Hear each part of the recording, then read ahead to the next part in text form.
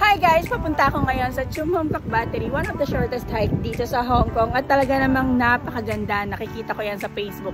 Kaya watch this video!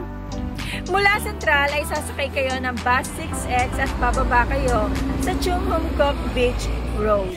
At dito ang iyong starting point ng iyong 20 to 24 minutes walk, ang Chum Hom Kok Road. May enjoy nyo talaga ang pagpunta dito dahil sa daanan pa lang ay makikita nyo na talaga ang mga nagkagandahang view na yan, di ba? Bukod pa dyan ay maganda ang kanilang hiking trail dahil patag dito. Pwedeng-pwede ito sa mga bata at matatanda. At kapag nadaanan mo itong The Jockey Club Shesha Home, ibig sabihin nasa 7 to 5 minutes na lang at nandoon na kayo sa Chum Hom Kok Battery. At dahil maaga kami, ito nga unang-una kami bukod kay ate na tagalinis dito sa Battery.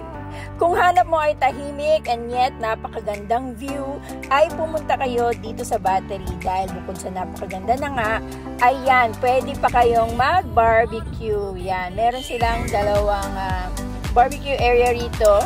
Alam mo bang naipatayo ang lugar na ito noong 1938 to defend the southern part of Hong Kong Island together with Stanley Port and Bukhara Battery? Originally pala, dalawang level ito which was equipped with a 6-inch cannon with a searchlight. At yun nga guys, binigyan ko lang kayo ng konting idea about sa lugar na ito. Ang pinaka-the best dito ay yung picture taking na ito na napakaganda talaga.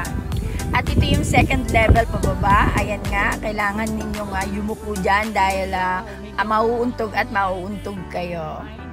At pagpasok nyo dyan, ito nga yung makikita ninyo ang napakagandang view na ito na sobrang amazed na amazed talaga ako.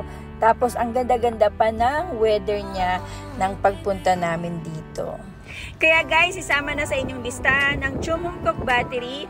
Maliit man ito, pero masusulit ka naman sa ganda ng lugar na ito. Thanks for watching!